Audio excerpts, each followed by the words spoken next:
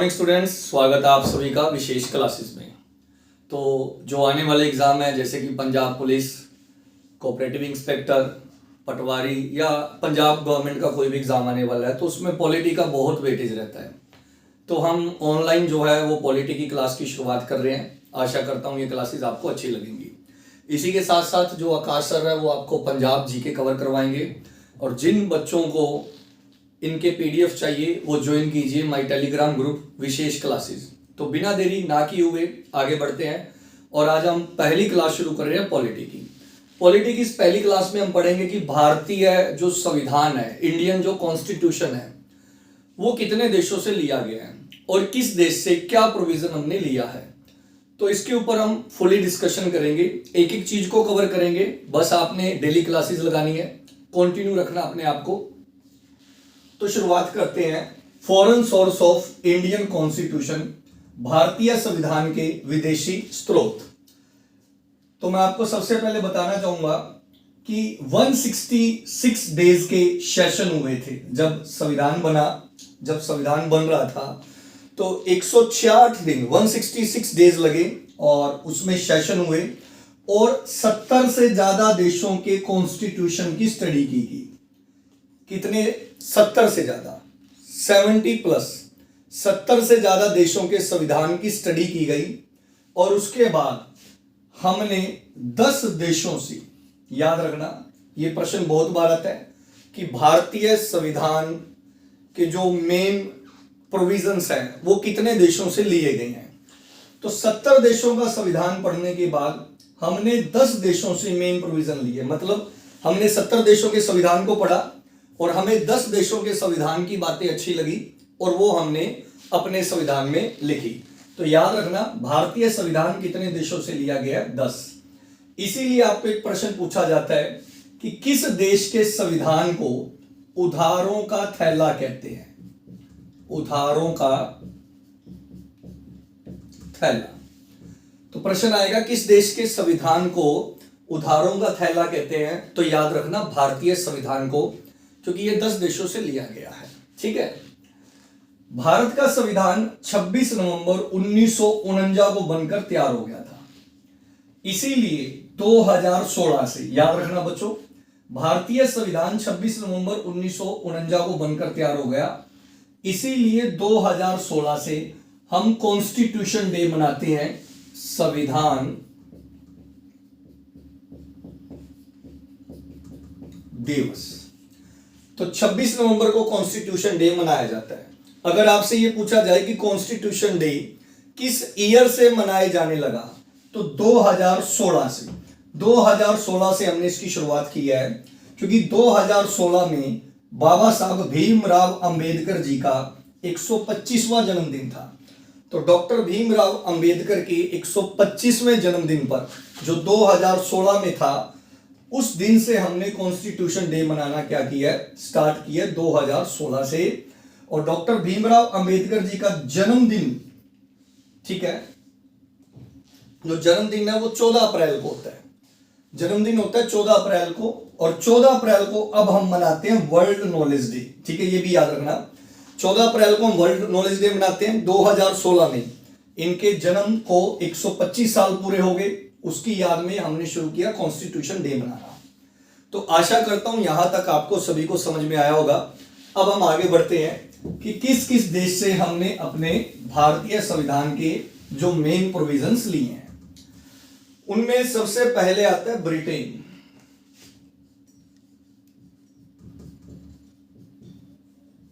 जिसको हम इंग्लैंड के नाम से भी जानते हैं। तो इंग्लैंड से हमने क्या कुछ लिया है, आइए प्यारे बच्चों पढ़ते हैं। सबसे पहले सिटीजनशिप। सिटीजनशिप, नागरिकता।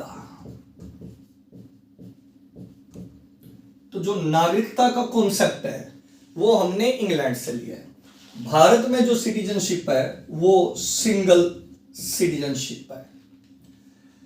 इंडिया की जो सिटीजनशिप होती है वो सिंगल, कुछ देशों में ड्यूल चलती है, भारत में सिंगल चलती है। एकल नागरिकता जिसको बोला जाता है, ये क्या प्रोविजंस होते हैं, किस तरह से आपको नागरिकता प्राप्त होती है, इसको आने वाले दिनों में मैं पूरा डिटेल से एक्सप्लेन करूंगा आपके सामने। लेकिन एक बार आपने इतना ही याद रखना है कि अगर आपको प्रश्न पूछा जाए कि नागरिकता सिटीजनशिप का जो प्रोविजन है हमने किस देश से लिया है, तो आपका आंसर होगा ब्रिटेन से लिया है। और भारतीय जो नागरिकता है वो कौन सी होती है? सिंगल होती है, एकल नागरिकता होती है। इसके बाद सेकंड है पार्लियामेंट्री प्रोविजन।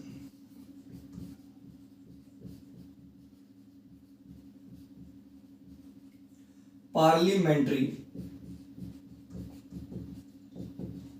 प्रोविजन यानी कि संसदीय प्रावधान।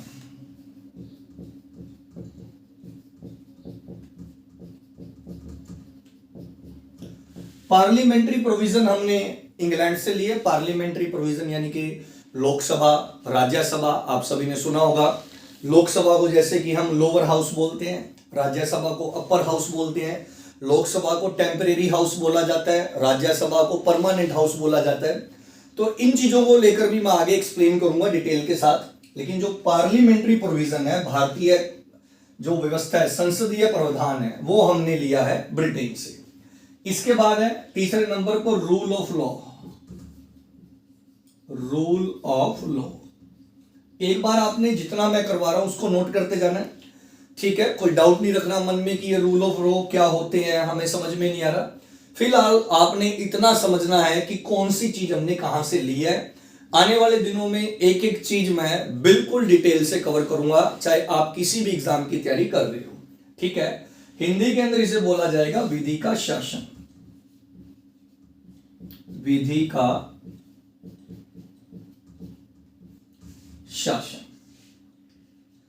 इसके बाद है नंबर 4। नंबर 4 पर हमने लिया है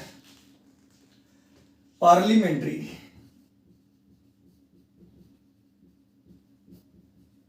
स्पेशल राइट्स।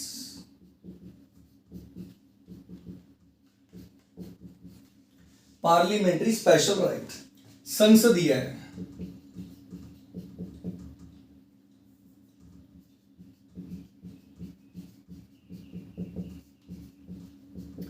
विशेष अधिकार।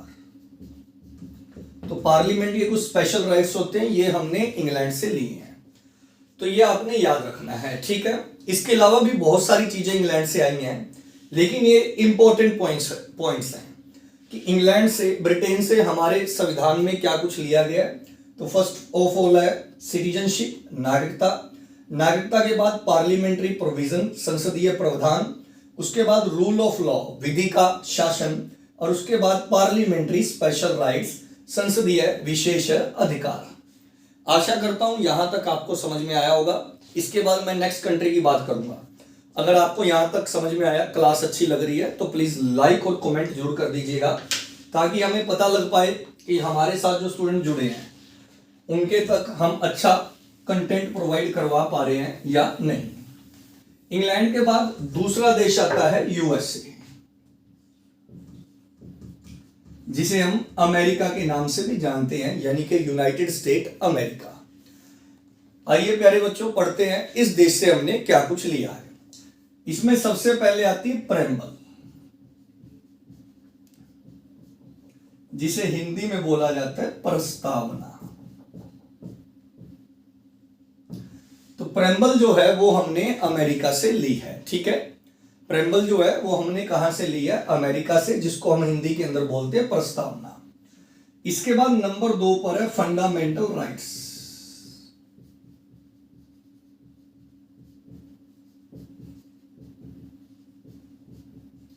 हिंदी में मौलिक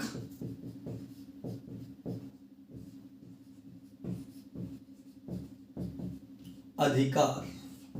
हम सभी को पता है भारतीय संविधान में मौलिक अधिकारों की व्यवस्था है। मौलिक अधिकार हमने लिए हैं यूएसए से। आज के समय हमारे फंडामेंटल राइट कितने हैं? 6। लेकिन जब संविधान बना था उस समय 7 फंडामेंटल राइट थे। कई बार पेपर में ये पूछ लिया जाता है कि कौन सा फंडामेंटल राइट जो है वो अब खत्म कर दिया गया है।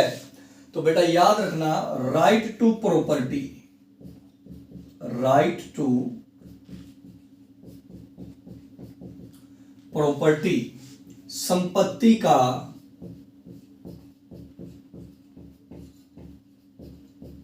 अधिकार अब खत्म कर दिया गया है। ठीक है, ये क्यों किया गया, किन कारणों से किया गया, आने वाले दिनों में मैं आपको बिल्कुल डिटेल के साथ इस चीज को बताऊंगा। लेकिन अभी आप इतना याद रखना कि अगर आपसे पूछ ले कि कौन सा राइट खत्म कर दिया गया, तो संपत्ति का जो अधिकार है वो खत्म कर दिया गया।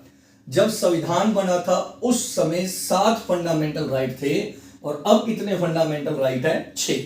मैं फिर कह रहा हूं, आप चाहे किसी भी एग्जाम की तैयारी कर रहे हो, Punjab police, PPSC, railway, SSC, army, air force, navy, Punjab patwari, ठीक है, तो आपको कोई टेंशन की जरूरत नहीं है। पॉलिटी में आपकी एक एक चीज कवर होगी। आप क्लासेस लगा के कोई भी एग्जाम दे सकते हो। ये नहीं कि जो आपका कंटेंट रहेगा वो किसी पर्टिकुलर एग्जाम के लिए रहेगा। ठीक है, आपको खुद महसूस होगा थोड़े दिनों में कि हमें कुछ सीखने को मिल रहा है। तीसरे नंबर पर आता है, थर्ड पर, इंडिपेंडेंट जुडिशरी।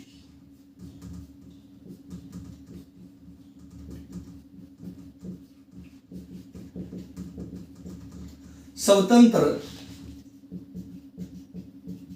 न्यायपालिका। आसान भाषा के अंदर कि जो भारत के कोर्ट है, भारत की जो न्यायपालिका है वो इंडिपेंडेंट है, उस पर किसी का अधिकार नहीं है। वो अपने डिसीजन, अपने फैसले कानून के अनुसार लेती है। तो इंडिपेंडेंट जो जुडिशरी का जो कॉन्सेप्ट है वो हमने कहां से लिया है? अमेरिका से। इंडिपेंडेंट जुडिशरी के बाद नेक्स्ट आता है प्रेसिडेंट, राष्ट्रपति।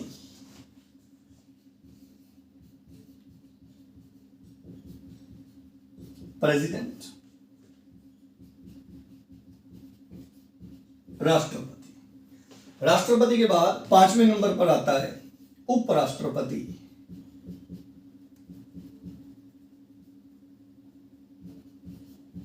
Vice president. और इसी के साथ याद रखना कि जो राज्यसभा होती है, राज्यसभा के चेयरमैन होते हैं वाइस प्रेसिडेंट। राज्यसभा के चेयरमैन कौन होते हैं? Vice president. इसी के साथ एक प्रोविजन हमने और लिया अमेरिका से, number 6, finance emergency. Finance emergency, Hindi में वित्तीय आपातकाल। तो आपसे पूछा जाएगा कि फाइनेंस इमरजेंसी हमने किस देश से ली है? अमेरिका से ली है। याद रखना, आज तक एक भी बार इंडिया में फाइनेंस इमरजेंसी नहीं लगी। फाइनेंस इमरजेंसी जो है भारत के संविधान के आर्टिकल 360 में आती है। इसको लेकर भी हम आगे डिस्कशन करेंगे। तो फिलहाल आपने इतना याद रखना है कि अमेरिका से हमने क्या क्या लिया है। आओ प्यारे बच्चों, एक बार इस सब को हम रिपीट करते हैं। नंबर 1 पर है प्रेम्बल। प्रेम्बल यानी कि प्रस्तावना। प्रस्तावना के बाद सेकंड नंबर पर है फंडामेंटल राइट्स, मौलिक अधिकार, जो पहले 7 थे अब कितने कर दिए गए? 6। राइट टू प्रॉपर्टी खत्म कर दिया गया। क्यों किया गया आगे एक्सप्लेन करूंगा। इसके बाद थर्ड नंबर पर है इंडिपेंडेंट जुडिशरी, स्वतंत्र न्यायपालिका। और उसके बाद प्रेसिडेंट, भारत के राष्ट्रपति जिन्हें महामहिम भी कहा जाता है। उसके बाद उपराष्ट्रपति यानी कि वाइस प्रेसिडेंट, जो राज्यसभा के चेयरमैन होते हैं। इसके बाद फाइनेंस इमरजेंसी, वित्तीय आपातकाल, जो आर्टिकल 360 में आता है। आज तक भारत में एक भी बार फाइनेंस इमरजेंसी नहीं लगी। तो प्यारे बच्चों, आशा करता हूं यहां तक आपको समझ में आया होगा। नोट्स आप बनाते जाइएगा। अगर आपको इनके पीडीएफ चाहिए तो ज्वाइन कीजिए my Telegram group Vishesh classes के नाम से।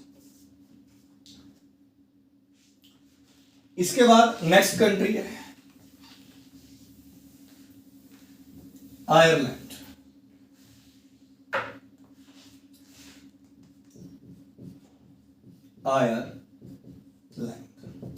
आयरलैंड से हमने लिया है, एक बार शॉर्ट में लिख रहा हूं, DPSP, जिसका फुल फॉर्म है directive principle of state policy. Directive principle of state policy, Hindi के अंदर राज्य की नीति के निर्देश के सिद्धांत। अब कई बच्चों के मन में ये डाउट होगा कि ये होते क्या हैं, तो ये सारे डाउट एक बार अपने पास रखिएगा, क्योंकि पहली क्लास है और इस क्लास में मैं आपको इतना ही इंट्रोड्यूस करवा रहा हूं कि भारतीय संविधान का कौन सा प्रोविजन किस देश से लिया गया है। Directive principle of state policy हमने लिए आयरलैंड से, जो आर्टिकल 36 से लेकर 51 के बीच में है, और ये भारतीय संविधान में एक प्रकार की गाइडलाइन है। भारतीय संविधान में एक प्रकार की क्या है, गाइडलाइन। इसके अलावा एक बहुत बड़ा क्वेश्चन आता है यहां से, और मोस्टली उसे बच्चे गलत करके आते हैं। क्यों? क्योंकि हमने अभी थोड़ी देर पहले पढ़ा कि हमारे जो प्रेसिडेंट का प्रोविजन है, जो प्रेसिडेंट है वो हमने अमेरिका से ली है, और एग्जाम में क्वेश्चन आता है कि प्रेसिडेंट के इलेक्शन सिस्टम यानी कि इलेक्शन का प्रोसेस किस देश से लिया है, तो उसमें आपको अमेरिका भी मिलता है, और ज्यादातर बच्चे यही टिक कराते हैं कि इलेक्शन का प्रोसेस अमेरिका से लिया है, क्योंकि उनके माइंड में ये होता है कि अगर प्रेसिडेंट अमेरिका से आए हैं तो इलेक्शन का प्रोसेस भी अमेरिका से आया होगा, और इस कारण से क्वेश्चन गलत हो जाता है और नंबर कट जाते हैं। तो प्यारे बच्चों याद रखना, इलेक्शन प्रोसेस हमने आयरलैंड से लिया है। प्रेसिडेंट के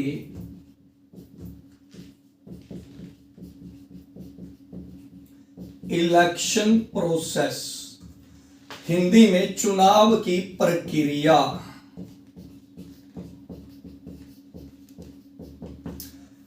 राष्ट्रपति के चुनाव की प्रक्रिया हमने आयरलैंड से ली है, यह आपने याद रखना है। इसके अलावा भारत की राज्यसभा में 12 मेंबर, 12 सदस्य। भारत की राज्यसभा में 12 सदस्य डायरेक्ट अपॉइंट किए जाते हैं, डायरेक्ट चुने जाते हैं। किसके द्वारा? प्रेसिडेंट के द्वारा, यानी कि राष्ट्रपति के द्वारा। यह प्रोसेस भी हमने कहां से लिया? आयरलैंड से। भारत की राज्यसभा में 12 मेंबर डायरेक्ट अपॉइंट किए जाते हैं महामहिम राष्ट्रपति के द्वारा। यह प्रोसेस भी हमने कहां से लिया है? आयरलैंड से लिया है। ये कौन होते हैं, किस लिए अपॉइंट किए जाते हैं, किन आर्टिकल्स के तहत ये आते हैं, ये मैं आगे जाकर आपको एक एक चीज क्लियर करूंगा, लेकिन आशा करता हूं यहां तक आपको सारा समझ में आया होगा। इसके बाद नेक्स्ट कंट्री है USSR. USSR, union Soviet social Republic, जिसे आज हम जानते हैं रशिया के नाम से, जिसे आज हम जानते हैं रशिया के नाम से। तो यहां से हमने क्या लिया? यहां से हमने लिया बेटा फंडामेंटल ड्यूटीज, मौलिक कर्तव्य। कई बार बच्चा डाउट में आ जाता है कि मौलिक कर्तव्य और मौलिक अधिकारों में क्या फर्क है। ये मैं आपको डिटेल से बताऊंगा, दोनों अलग अलग होते हैं। मौलिक जो कर्तव्य है या फंडामेंटल ड्यूटीज है, ये रशिया से ली है, और जो राइट है वो अमेरिका से ली है। कमेंट बॉक्स में जल्दी से बताना कि कितनी फंडामेंटल ड्यूटीज है। अगर आपको पता है तो प्लीज कमेंट में जरूर बताइएगा कि एक भारतीय की कितनी फंडामेंटल ड्यूटीज है। इसी के साथ एक प्रश्न और बनता है कि फंडामेंटल ड्यूटीज के लिए कौन सी कमेटी भारत में बनी थी? याद रखना, सरदार स्वर्ण सिंह कमेटी। सरदार स्वर्ण सिंह कमेटी की रिकमेंडेशन पर, सरदार स्वर्ण सिंह समिति के कहने पर भारतीय संविधान के अंदर फंडामेंटल ड्यूटीज को शामिल किया गया। ठीक है प्यारे बच्चों। और रशिया से हमने क्या लिए थे? 5 ईयर प्लान, जो अब बंद हो चुके हैं, सभी को पता होगा, लेकिन फिर भी प्रश्न बन जाता है, यानी कि पंचवर्षीय योजनाएं।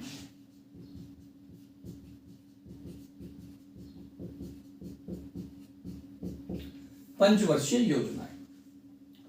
तो ये जो है ये हमने कहां से ली? रशिया से ली। इससे आगे बढ़ते हैं। रशिया के बाद नेक्स्ट कंट्री है कनाडा।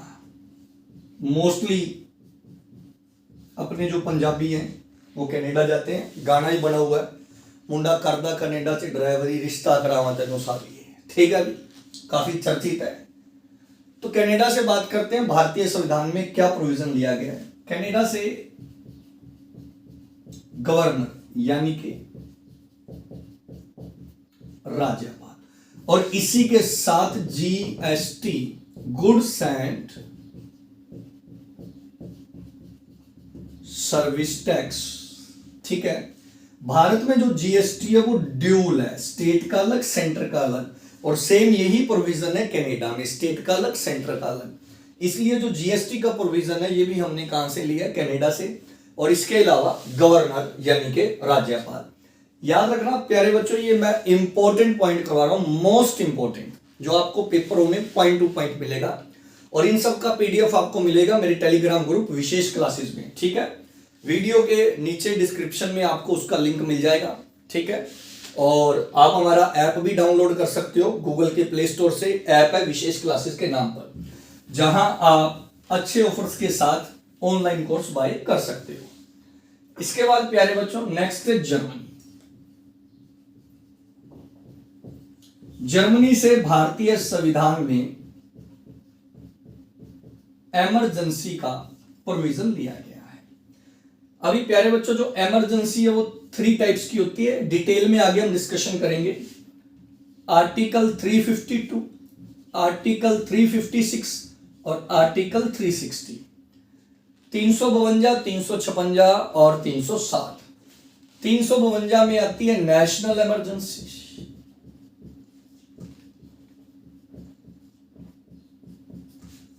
56 में स्टेट इमरजेंसी और 60 में फाइनेंस इमरजेंसी। लेकिन याद रखना फाइनेंस इमरजेंसी हमने कहां से ली है? तो फाइनेंस इमरजेंसी हमने ली है अमेरिका से। और नेशनल इमरजेंसी और स्टेट इमरजेंसी और इमरजेंसी का जो पूरा प्रोविजन है वो हमने कहां से लिया है? वो हमने लिया है जर्मनी से। ठीक है, तो नेशनल इमरजेंसी, स्टेट इमरजेंसी और finance. National 352, state 356 and finance 360। आगे बढ़ते हैं प्यारे बच्चों। नेक्स्ट है साउथ अफ्रीका।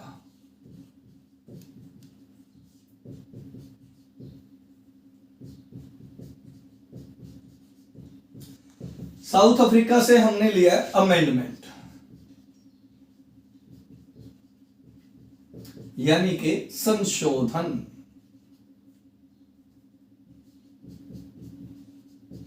कहने का भाव कि संविधान के अंदर अगर कोई कानून को चेंज करना है, उसमें परिवर्तन करना है, कई बार किन्हीं कारणों से करना पड़ता है, तो ये जो प्रोविजन है ये हमने कहां से लिया? साउथ अफ्रीका से। आने वाले दिनों में मैं आपको बताऊंगा कि किस प्रकार से संविधान में अमेंडमेंट की जाती है, उसके लिए कौन सा बिल पास किया जाता है और किस प्रकार से लोकसभा और राज्यसभा में वोटिंग होती है। फिलहाल आपने इतना याद रखना है कि अमेंडमेंट का जो प्रोविजन है वो हमने कहां से लिया है? तो अमेंडमेंट का जो प्रोविजन है प्यारे बच्चों वो हमने लिया है साउथ अफ्रीका से। इसके बाद है जापान। जापान से हमने लिया procedure of law. Procedure of law विधि द्वारा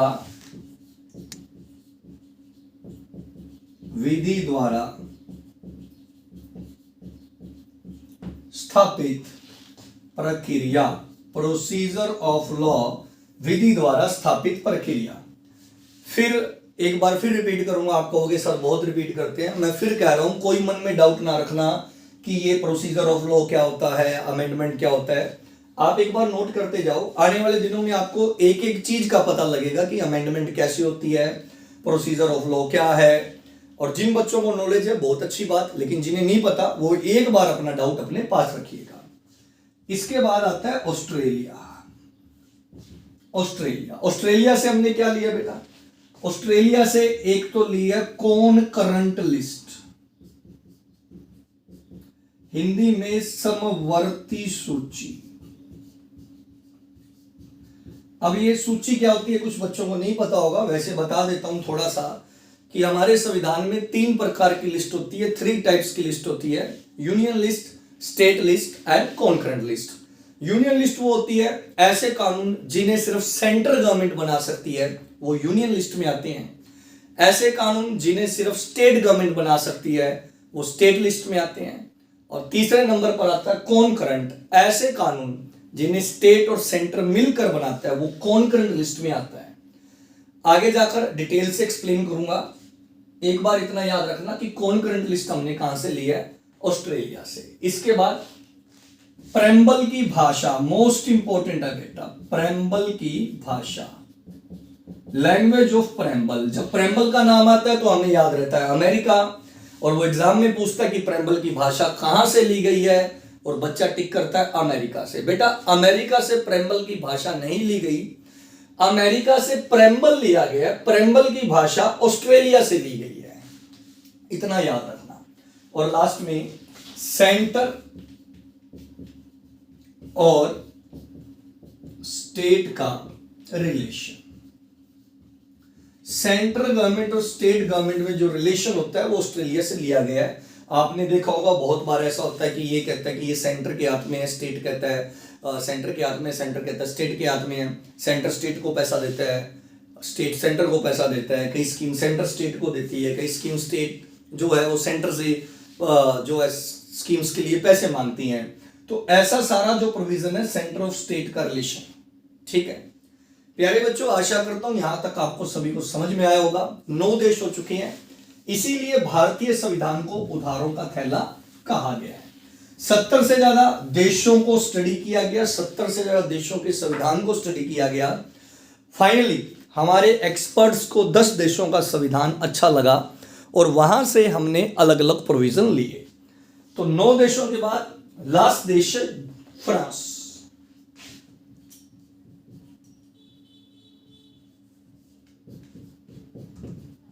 फ्रांस से भारतीय संविधान में क्या क्या प्रोविजन लिए गए तो उसके ऊपर मैं डिस्कशन करता हूं।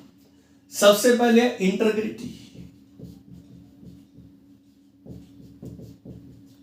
हिंदी में अखंडता, और उसके बाद है यूनिटी, एकता। तो एकता और अखंडता ये जो है ये कहां से लिया गया, फ्रांस। सुना भी होगा आपने गाना कि अनेकता में एकता भारत की विशेषता। तो प्यारे बच्चों ये थे वो 10 देश जहां से भारतीय संविधान के अलग अलग प्रोविजन लिए गए और उनको लेकर हमारा संविधान लिखा गया। आगे की क्लासों में मैं इसको आपको एक्सप्लेन के साथ पढ़ाऊंगा डिटेल से। आप चाहे कोई भी तैयारी कर रहे हो, पंजाब पुलिस, पटवारी, SSB, XYZ कोई भी एग्जाम है, बस अपनी तैयारी में लगे रहिएगा, दिल लगा के पढ़िएगा। आशा हम यही करेंगे कि आपको जल्दी से जल्दी गवर्नमेंट जॉब मिले। और जो बच्चे हमारे टेलीग्राम ग्रुप से नहीं जुड़े वो ज्वाइन कीजिए टेलीग्राम ग्रुप विशेष क्लासेस। जो बच्चे ऑनलाइन हमारे कोर्सेज से जुड़ना चाहते हैं वो डाउनलोड कीजिए हमारी ऐप विशेष क्लासेस के नाम से। तो आज की क्लास में इतना ही। आपको ये वीडियो कैसा लगा प्लीज कमेंट करके जरूर बताइएगा, लाइक और शेयर जरूर कीजिएगा। मिलते हैं नेक्स्ट वीडियो में, तब तक के लिए सभी को जय हिंद, वंदे मातरम, सत श्री अकाल, राम राम।